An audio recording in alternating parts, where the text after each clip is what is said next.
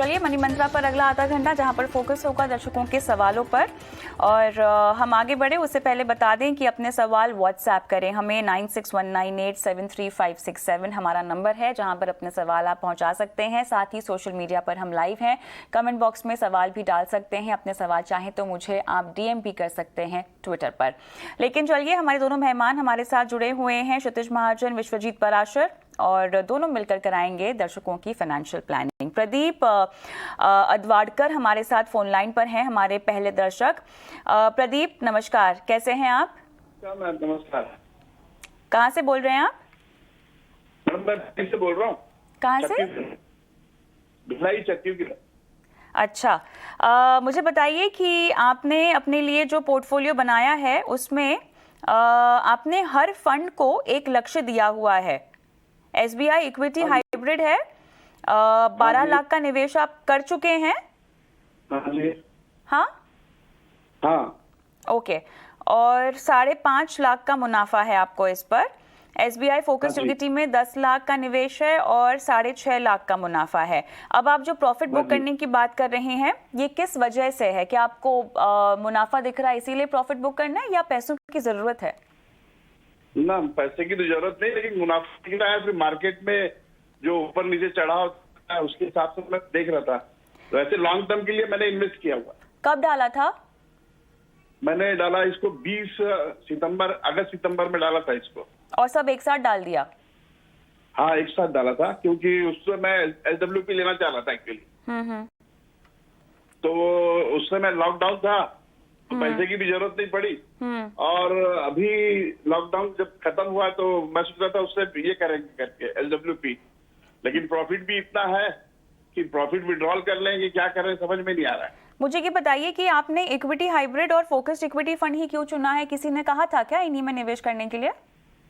ये मेरे मित्र हैं एसबीआई म्यूचुअल फंड में, तो उन्होंने मेरे को सजेस्ट किया था कि ये फंड अच्छे रहेंगे एसडब्ल्यूपी के लिए। चलिए क्षितिज, घर घर की कहानी, किसी दोस्त ने रेकमेंड किया और इन्होंने पैसे डाल दिए। मेरे ख्याल से इनकी खुशकिस्मती है कि ये मुनाफा भी कमा रहे हैं। इनको तो रहना चाहिए इन दोनों ही फंड्स में। आई एम श्योर आप भी उनको यही सलाह देंगे। लेकिन उससे पहले जो इन्होंने पैसे डाले ना एक साथ बाजार में, गिरावट का इन्होंने शायद मौका उठा लिया है, लेकिन हर वक्त ये इतने लकी हो जरूरी नहीं है। और जो सीख यहाँ पर ये मिलती है कि इतना लमसम पैसा, हालांकि इन्होंने कंसिडर भी किया, शायद ये एसटीपी करना चाह रहे थे पर वो हो नहीं पाया। इतना लमसम पैसा एक साथ बाजार की गिरावट में क्या डाल देना चाहिए? कविता, मुझे लगता है कि दैट जब इन्होंने सितंबर में डाला होगा, मार्केट्स तब if I am not wrong कोई 11,000 के आसपास वापस आ गई थी। एट द सेम टाइम हम हमेशा रिकमेंड करते हैं अपने शोज में या कहीं पे भी मैं बात करता हूँ that best way to put money is आप स्टैगर करें एसटीपी रूट से। अगर मार्केट में बहुत ज्यादा फॉल है जो पिछले मार्च अप्रैल में था, तब समझ आता है आप 30% जो भी आपका पाउडर ड्राई है, लिक्विडिटी है, वो आपने डाल दिया। बट अदरवाइज ब्रॉडली ये रहता है कि आप वीकली एसटीपी करें, देयर इज नो रश। पर चलो आई एम ग्लैड दैट उसके बाद markets have done very well, इनका पैसा बना है। दोनों फंड्स बहुत अच्छे फंड है। एसबीआई फोकस इक्विटी खुद उनके सीईओ श्रीनिवासन मैनेज करते हैं। 14% एलोकेशन इसमें आपका इंटरनेशनल स्टॉक्स में है। इनके पास नेटफ्लिक्स, एप्पल और निविडिया है। And at the same time it's a focus category fund बहुत अच्छा करेगा आने वाले टाइम में, I am sure. Equity hybrid in the one of the good fund in that category, balance fund category का fund है and both funds are good. पर sir अगर आप मैनेज कर पा रहे हैं तो मेरा रिक्वेस्ट है कि आप इसमें से विड्रॉ ना करें, because seems like India is in a very sweet spot. अगले 4-5 साल इंडिया के लिए अच्छे होने वाले हैं। और the way right now the entire dynamics are going, government focus, China plus one advantage, low interest regime. So I see that अगले 4-5 साल में आपका ये पैसा अच्छे रेट पे ग्रो कर सकता है। पर अगेन हैविंग सेड दैट, अगर आपको पैसे की जरूरत है तो आप निकाल लीजिए, बिकॉज इक्विटी में कुछ सर्टेन नहीं है शॉर्ट टर्म में क्या होने वाला है। आज पूछना है क्योंकि अक्सर हम जब भी शेयर्स को लेके, स्टॉक को लेके कोई रणनीति बताते हैं तो हम कहते हैं कि प्रॉफिट बुक कर लीजिए। तो क्या ये भी पार्ट प्रॉफिट बुक कर सकते हैं यहाँ पे क्षितिज? अगर पैसों की जरूरत है अगले 1-1.5 साल में तो बुक करें, अदरवाइज मत करें। बिकॉज कंपाउंडिंग का बेनिफिट तभी आता है जब आप पैसे को ग्रो होने देते हैं। कंपाउंडिंग आएगी कैसे अगर आप पैसा निकालते रहेंगे तो। इफ यू नीड मनी, अगले आप मान लीजिए 12 से 18 महीने में आपको पैसे चाहिए हैं, तब आप प्रॉफिट पार्ट निकाल लीजिए। अदरवाइज मैं मैं तो ये रिकमेंड करूंगा आप बने रहें इस इन्वेस्टमेंट में, और अगर पॉसिबल हो, आई बिलीव आप रिटायर हैं, अगर पॉसिबल हो तो इसमें पैसा कुछ और डालें। अगर मार्केट कल को करेक्ट होती है, आप बने रहते हैं, तो इक्विटी हाइब्रिड से आप स्विच करके एसबीआई फोकस इक्विटी में और ले जाएं, क्योंकि वो प्योर इक्विटी प्ले है और करेक्शन में आप वो कर सकते हैं। अगर थोड़ा सा प्रॉफिट ये बुक करते भी हैं तो ये प्रॉफिट बुक करके क्या एक सधी हुई रणनीति अपना सकते हैं? इन फंड्स को बने रहें, इनमें से कुछ पैसा निकाल लें और बाकी एक रणनीति अपने, जिसमें ब्लू चिप हो गया, लार्ज और मिड कैप हो गया, एक अलग रणनीति अपने लिए अपना ले, ऐसा हो सकता है क्या? बिल्कुल कर सकते हैं। दो चीजें हो सकती हैं इसमें, एक तो जो मंथली एक्सपेंसेस है उसका एसडब्ल्यूपी करना शुरू कर दें, वो बहुत टैक्स, जैसे वो टैक्स एफिशिएंट भी है बहुत ज्यादा विज़ नॉर्मल आप म्यूचुअल फंड से निकालते हैं, जैसे विश्वजीत जी ने बोला। दूसरा, आप जैसे आप बता रहे हैं कविता, आप प्रॉफिट पार्ट को निकाल के किसी तीसरे फंड में, लिक्विड फंड में डाल दीजिए और वहां से अगले 10 से 12 हफ्ते में एक नए फंड में एसटीपी कर दीजिए। और आपके पास ऑलरेडी 2 एसबीआई के फंड्स हैं। एसबीआई एक बहुत अच्छा मैनेजमेंट हाउस है, एमसी है, बट आप 1-2 और एमसीज अपने पोर्टफोलियो में ऐड करें। चलिए, तो प्रदीप जी, जैसा कि आपको क्षितिज समझा रहे हैं, ज़रूरत नहीं है तो आप बने भी रह सकते हैं। अगर आपको पार्ट प्रॉफिट बुक करना है तो वो भी आपके लिए ऑप्शन खुला हुआ है, और वो प्रॉफिट को भी आप आगे चलकर बाजार में डाल सकते हैं। कौन से फंड में डालें, आपको सलाह दे दी है क्षितिज ने। अगर आप फंड्स के नाम नोट नहीं कर पाए हैं तो आप हमारे यूट्यूब पे जाइए और प्लेलिस्ट में मनी मंत्रा का शो देखकर आप फंड के नाम आपको मिल जाएंगे। लेकिन विश्वजीत जी, एक सवाल यहाँ पर ये है, बाजार गिरा, फंड में नुकसान हुआ तो परेशानी, बाजार ऊपर गया, फंड में मुनाफा तो परेशानी। ये इन्वेस्टर सेंटिमेंट समझ में नहीं आता। मुनाफा देखकर तब भी परेशान हो जाते हैं, घाटा देखकर तब भी परेशान हो जाते हैं। दोनों में रणनीति अलग अलग होनी चाहिए, लेकिन वो आपको क्लैरिटी होना बहुत जरूरी है। क्या कहेंगे? जी बिल्कुल, जैसा आपने बताया कविता जी, ये कंफ्यूजन रहता है कि कब एंटर करें, कब निकले। तो इसीलिए इसका आंसर यही है कि एसेट एलोकेशन अप्रोच रखिए। जब आपका गोल है तभी आप पैसा निकालिए और रीबैलेंस करते रहिए अपनी asset allocation. That is the best strategy. चलिए, आपके लिए अगला सवाल है। गौरव पटेल हमारे दर्शक क्या फोन लाइन पर हैं? निशिकांत जी हमारे साथ फोन लाइन पर है, माफ कीजिएगा। निशिकांत जी, आपको मेरी आवाज आ रही है? हाँ जी, आ रही है। कैसे हैं सर, कहाँ से बोल रहे हैं? मैं सिरसा हरियाणा से बोल रहा हूँ। ठीक हूँ। अच्छा, हरियाणा से बोल रहे हैं सर। बताइए, ये सवाल मेरे ख्याल से क्षितिज के लिए है। तो आपको अच्छा मिड कैप फंड चाहिए?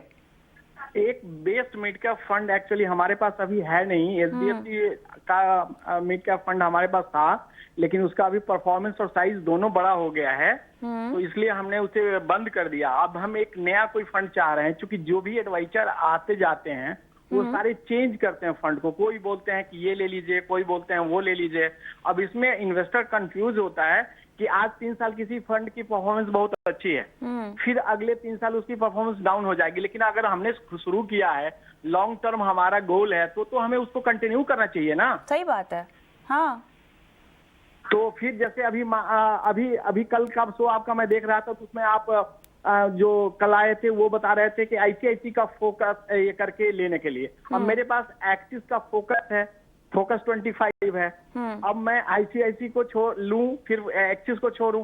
कुछ दूसरा एक क्वेश्चन मेरा ये भी है कि हमारे कुछ फंड जो 2008 से मैं इन्वेस्टेड हूँ, 2008 से इन्वेस्टेड हूँ, उसमें वो फंड को हमने बंद कर दिया, मतलब वो पोर्टफोलियो हमारा डोरमेंट हो गया।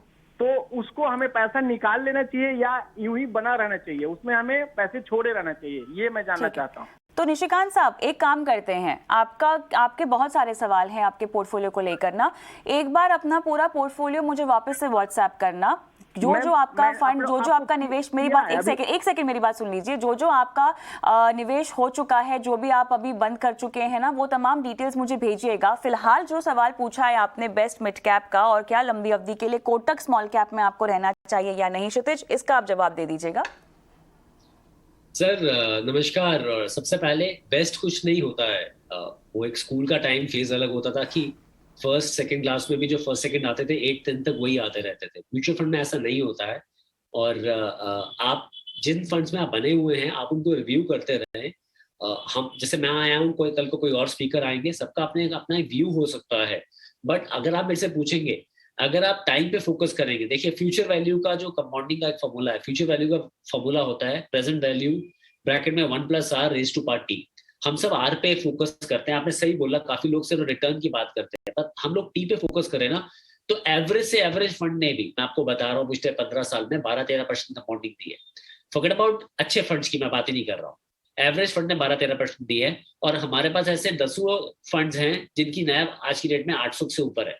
रिलायंस ग्रोथ की तो नैब 2012 है आज की डेट में, मतलब वो उस फंड ने कितना गुना कर दिया पोर्टफोलियो, समझे 200 टाइम्स कर दिया पोर्टफोलियो। सो मैं ये कहूंगा first of all axis mid cap आपका अच्छा फंड है, उनकी स्मॉल कैप कैटेगरी का फंड भी अच्छा फंड है, पर आप वो आगे अच्छा करेगा नहीं करेगा ये डिपेंड करता है कि आप कितने टाइम रहेंगे। आप किसी भी फंड से तब चेंज करें जब फंड अपना बिहेवियर चेंज करे, या अपना जैसे कल को कोई मल्टी कैप फंड था वो फ्लेक्सी कैप हो गया, आपको यार मैंने तो मल्टी कैप के लिए लिया था, तब आप उस फंड से एग्जिट मारें। या फिर जो फंड मैनेजर उससे जुड़ा हुआ है वो किसी कारण से उससे छोड़े। ये दो कारण हो सकते हैं। अंडर परफॉर्मेंस 1-2 क्वार्टर की आप इग्नोर कर सकते हैं, बिकॉज हर फंड हर वक्त अच्छा करे ऐसा जरूरी नहीं है। कल को मेरी कोई बेट चल सकती है, परसों आपको कोई बेट चल सकती है। तो उसका सही मानने का तरीका यही है, या तो फंड का जो बेसिक कैरेक्टरिस्टिक्स है वो चेंज हो गया, आपने मिड कैप लिया वो स्मॉल कैप हो गया या लार्ज कैप हो गया, तब आप उसमें से एग्जिट करें।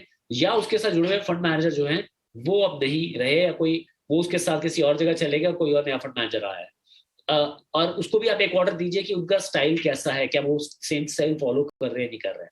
Otherwise there is no need to move. जो आपके पुराने फंड है 2008 के, उनको आप एक बार रिव्यू जरूर करा लीजिए, क्योंकि आपने तो उनको देखा ही नहीं है 13-14 साल से। काफी उस समय इंफ्रा फंड्स भी थे। हमें निशिकांत जी जो है अपना पूरा पोर्टफोलियो भेजे। फिलहाल आप उनको एक्सेस मिड कैप बोल रहे हैं क्षितिज? या एक्सेस मिड कैप अच्छा फंड है, राइट, और आप उसमें इन्वेस्ट कर सकते हैं। चलिए, कोटक स्मॉल कैप भी अच्छा है, लेकिन निशिकांत जी बहुत ज़रूरी है कि आप तमाम लोगों की बातों में ना आए। ठीक है, आपने बातें मानी और फंड में से निकल गए, वो हो गया है, लेकिन अब से जो है ना थोड़ा अपने निवेश में, क्योंकि आप जानकार लग रहे हैं मुझे, आप 2008 से आपने कहा कि इन्वेस्टमेंट भी कर रहे हैं, तो आपकी रुचि भी है निवेश करने में और आप पढ़ते लिखते भी हैं। थोड़ा सा कॉन्फिडेंस लेकर आइए अपने पोर्टफोलियो में और अपने इन्वेस्टमेंट स्टाइल में। मैं चाहती हूँ कि अपना पोर्टफोलियो जो भी है अभी तक वो आप मुझे एक बार फिर से व्हाट्सएप करें, मैं आपका सवाल फिर से मनी मंत्रा पर लूंगी। आगे बढ़ते हैं, अगला सवाल विश्वजीत जी के लिए है। पीयूष हमारे साथ फोन लाइन पर हैं। नमस्कार पीयूष। हेलो कविता, हेलो क्षितिज। हाय, पूछिए। मैं ये जानना चाह रहा था कि जो चिल्ड्रन प्लान्स होते हैं ये एक्चुअली क्या है, क्योंकि मैं इन्वेस्टमेंट तो ऑलरेडी कर रहा हूँ, तो क्या मुझे स्पेसिफिकली चिल्ड्रन प्लान्स के लिए जाना चाहिए? सर आप कहाँ इन्वेस्टमेंट कर रहे हैं? मैं देख रही हूँ आपने म्यूचुअल फंड लिखा हुआ है, लेकिन बहुत सारे म्यूचुअल फंड्स के कुछ नाम नहीं दिए हुए हैं। आपका कॉर्पस कितना है म्यूचुअल फंड्स में? म्यूचुअल फंड में कोई खास नहीं है, पुरानी म्यूचुअल फंड है, अभी फिलहाल हार्डली 1 लाख होगा, बट मेरे पास LIC पॉलिसीज हैं 3 में कौन कौन सी है? लास्ट 10-12 ईयर्स से इन्वेस्ट कर रहा हूँ मैं। ओहो, कौन कौन सी हैं ये? मनी बैक है? ओनली 1 इज मनी बैक, और बाकी मैच्योरिटी पे उनका अलग अलग है। और कितना प्रीमियम तीनों का कुल मिला के आप भर रहे हैं? अराउंड 60,000। 60,000 रुपए तीनों पॉलिसीज का मिलाकर, है ना? और इंफ्रास्ट्रक्चर बॉन्ड आपने लिया हुआ है? एक इंफ्रास्ट्रक्चर बॉन्ड लिया हुआ है, हाँ जी, ऑलमोस्ट 8 इयर्स बैक। तो अभी आपको चाइल्ड प्लान चाहिए अपने बच्चों की पढ़ाई लिखाई के लिए ना, उनके बेहतर भविष्य के लिए? हाँ, तो मैं वही सोच रहा हूँ, ऑलरेडी जो इन्वेस्टमेंट्स हैं उन्हीं में इन्वेस्ट किया जाए या चिल्ड्रन प्लान की स्पेसिफिकली जरूरत है? तो आप PPF में निवेश कर रहे हैं, आपका PPF में अभी हो चुका है 1.8 लाख। हाँ, दोनों बच्चों के नाम से जो PPF है, एक में 1.8 है, एक में 40,000 है। 9 इयर्स और 2 इयर्स दोनों बच्चों की एज है। चलिए विश्वजीत जी, इनके पास बहुत सारा समय है अपने बच्चों की प्लानिंग करने के लिए, और इन्होंने अपना पोर्टफोलियो ना पूरी तरह से डेट में बनाया हुआ है। LIC को लेकर मेरे पास कोई जानकारी नहीं है, लेकिन बहुत ज़रूरी है कि इक्विटी अपने पोर्टफोलियो में ये डालें। फिलहाल इनका म्यूचुअल फंड का क्या पोर्टफोलियो है नहीं पता, लेकिन उसका वो कह रहे हैं कि इन्वेस्टेड अमाउंट 1 लाख के आसपास ही है, शायद उसको रिवाइव करने की ज़रूरत होगी। नए सिरे से हम इनको बताते हैं क्या करना चाहिए। पीयूष जी, आपकी LIC की पॉलिसीज का स्टेटस क्या है मैं नहीं जानती। 60,000 रुपए तो बहुत ज़्यादा है आप प्रीमियम दे रहे हैं 3 पॉलिसीज का। यही 60,000 रुपए अगर आपने इक्विटी में डाल दिए होते ना कुछ साल पहले, तो फिर आप बम्पर मुनाफा कमा रहे होते। बहरहाल अब आपको हर महीना कितना आप निवेश कर पाएंगे मुझे बताएं, अगर आपको एक सलाह दी जाए, क्योंकि चाइल्ड प्लान्स इंश्योरेंस प्रोडक्ट्स जो बेचते हैं ना वो हम आपको रेकमेंड नहीं करेंगे, और वो मेरे ख्याल से विश्वजीत जी भी आपको मना करेंगे, क्योंकि देखिए आपको महंगाई को मात देने वाला रिटर्न चाहिए अपनी बच्चों की पढ़ाई लिखाई के लक्ष्य के लिए। वैसे ही आपने डेट में ऑलरेडी अपना पोर्टफोलियो फैला रखा है, अब थोड़ा सा डायरेक्ट इक्विटी में आपको जाना चाहिए। विश्वजीत जी, क्या सलाह होगी? जी बिल्कुल, तो 3 इसके एस्पेक्ट्स हैं। सबसे पहला इंपॉर्टेंट है कि चाइल्ड प्लान्स के जो गोल्स हैं आपने सोचा वो बहुत इंपॉर्टेंट है और उसमें कॉम्प्रोमाइज नहीं कर सकते, चाहे इन्वेस्टमेंट आपकी ऊपर जाए चाहे नीचे जाए। तो उस मद्देनजर से कुछ इंश्योरेंस प्लान जो आपने लिए हुए हैं वो शायद हेल्प करें, क्योंकि कई प्लान्स में आपको यह ध्यान रखना है कि उसमें वेवर, प्रीमियम वेवर जरूर होना चाहिए कि कल को कुछ भी हो जाए, आपने जो इन्वेस्ट कर रहे हैं, जो निवेश कर रहे हैं प्लान में, उसमें प्रीमियम वेवर अगर होगा तो आपके चाइल्ड प्लान के गोल मीट होंगे, चाहे कुछ भी हो जाए। दूसरी बात, अगर आपके बच्चों की उम्र अभी ज्यादा नहीं है और आप एज आपके साइड में है, तो आप बजाय इसके कि चाइल्ड प्लान में, जो म्यूचुअल फंड्स के चाइल्ड प्लान जो नॉर्मली देखे गए हैं वो क्लोज्ड एंडेड फंड्स होते हैं, जो डेट और इक्विटी का थोड़ा कंपोनेंट होता है और 5 साल के लिए वो क्लोज एंड होते हैं, तो उसमें ज्यादा एक्टिव प्ले नहीं होता है। तो मैं सजेस्ट करूंगा कि आप अच्छी खासी एक SIP स्टार्ट कर सकते हैं, डाइवर्सिफाइड पोर्टफोलियो बना सकते हैं और अपने गोल से लिंक कर सकते हैं। जैसे कि अगर आपका बच्चे की उम्र अगर 9 साल है तो अभी लेट्स से 10 साल अभी बचे हुए हैं, तो आप आराम से 10 साल के लिए अच्छी रिटर्न्स भी ले सकते हैं। SIP के थ्रू एक पोर्टफोलियो बनाइए, कुछ पैसा लार्ज कैप में, कुछ मिड कैप में और कुछ स्मॉल कैप में डाइवर्सिफाई कीजिए। अच्छी स्कीम्स जो हम बार बार दिखा भी रही हैं मैडम स्क्रीन पे, तो वो आप उन पे SIP कंटिन्यू करिए और एक अच्छा खासा कॉर्पस आपका बन जाएगा, क्योंकि इक्विटी में इन्फ्लेशन बीटिंग का पोटेंशियल है, बाकी प्लान्स में इतने ज्यादा रिटर्न्स आपको नहीं मिलेंगे। तो कुछ सेफ्टी के लिए आप प्रीमियम वेवर प्लान्स ले सकते हैं इंश्योरेंस के, वो एक इंपॉर्टेंट है। लेकिन आप एक SIP का रूट लीजिए, लॉन्ग टर्म में एक वेल्थ क्रिएट होगी, और जब आप गोल के करीब हो, जैसा क्षितिज जी ने थोड़ी देर पहले बताया भी था, तो आप उस गोल से आप इक्विटी से निकलकर डेट में आ जाए, ताकि आपको वो पैसा आपका सेफ रहे और लंबे समय में आपको इक्विटी मार्केट के रिटर्न मिले, इन्फ्लेशन भी बीट कर सकें। और ये एक अच्छी रणनीति रहेगी। जो इंश्योरेंस के प्लान्स हैं वो जब अब आप बेचेंगे तो उस पर भी चर्चा कर सकते हैं, बट मेरे हिसाब से आप ये वाली रणनीति लें तो आपको बेटर है। क्षितिज, किस तरह के फंड्स अपने बच्चों की पढ़ाई के गोल के लिए डालने चाहिए इनको पोर्टफोलियो में? मैं बिल्कुल इको करूंगा जो विश्वजीत जी ने बोला है। जैसे कि कविता आपने खुद ही बता दिया कि दैट जो मतलब just to give a perspective on जो ये मनी बैक प्लान की बात कर रहे हैं, वो 5.5-6% सुपर रिटर्न नहीं देते हैं। और जो चाइल्ड प्लान भी हैं बहुत हाई कॉस्ट प्लान है इंश्योरेंस के। म्यूचुअल फंड के चाइल्ड प्लान उन लोगों के लिए हैं जो बहुत वॉलेटाइल हैं अपनी अप्रोच में टुवर्ड्स इन्वेस्टिंग एंड बहुत जल्दी पैसा निकाल लेते हैं। तो उनमें वो लॉकिंग है, या फिर कुछ प्लान्स में तो 18 ईयर्स तक आप निकाल नहीं सकते हैं। तो आपको पेशेंस लेवल, जो टी की बार बार मैं बात करता हूँ ना, टाइम की, वो टाइम बाय डिफॉल्ट आपको मिल जाता है इन प्लान्स में।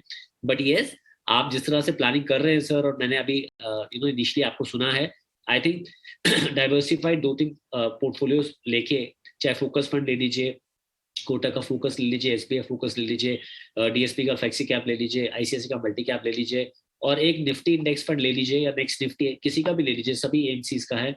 एक लार्जर मिड कैप कैटेगरी का फंड लीजिए, आप उसमें अपनी मंथली एक सिप डालनी शुरू कीजिए, और जब भी आपके पास वो सरप्लस हो उसमें आप STP करें, और जब भी आपके प्लान से मेच्योरिटी आए उसको भी आप वापस म्यूचुअल फंड में डालें। देखिए, इंश्योरेंस आपके ड्रीम्स को और आपके फ्यूचर गोल्स को प्रोटेक्ट करता है और आपकी फैमिली को प्रोटेक्ट करता है। जो आपका इन्वेस्टमेंट है वो एग्जैक्टली आपके फ्यूचर को जैसा आपने सोचा हुआ है वैसा बनाता है। पर इंश्योरेंस तभी काम आता है जब आपका अपना अस्तित्व खतरे में पड़ता है। तो इंश्योरेंस को इन्वेस्टमेंट की तरह ट्रीट नहीं कीजिए। इंश्योरेंस अलग है और इन्वेस्टमेंट अलग है।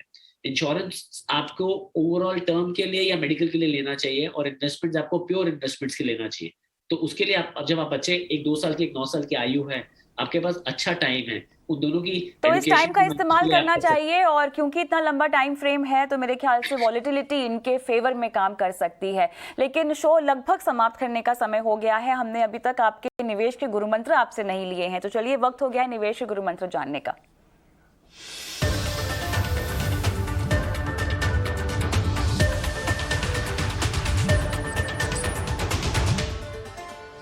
चलिए झटपट क्षितिज बताएं, आपका निवेश का गुरु मंत्र क्या है? तो मैं बाइंग ऑन डिप्स के ऊपर मेरा ये मंत्र है, चाहे वो इक्विटी है या म्यूचुअल फंड है, कि जिस वक्त का बहुत देर से तुम्हें इंतजार हर वक्त था, वो वक्त आज ही है। सो आप इन्वेस्टमेंट की जब बात कर रहे थे कि मार्केट ऊपर जा रही है, मुझे अपॉर्चुनिटी नहीं मिल रही है, तो आज 10% 11% डिस्काउंट पे निफ्टी है। आप कुछ एलोकेशन साइड लाइन पे अगर है तो आप उसे डिप्लॉय करना शुरू कीजिए और over a period of time compounding के मजे लीजिए। विश्वजीत जी? जी, मेरा मंत्र रहेगा, आई रियली लाइक जो क्षितिज जी ने बोला बट मेरा मंत्र ये रहेगा कि don't put all your eggs in one basket, diversify करिए अक्रॉस एसेट क्लासेस में, अक्रॉस एएमसीज में और across large cap, mid cap, market cap में। जितना डाइवर्सिफाई करें अक्रॉस उतना अच्छा रहेगा, रिस्क भी कम रहेगा और रिटर्न्स खाने के भी चांसेस ज्यादा अच्छे रहेंगे।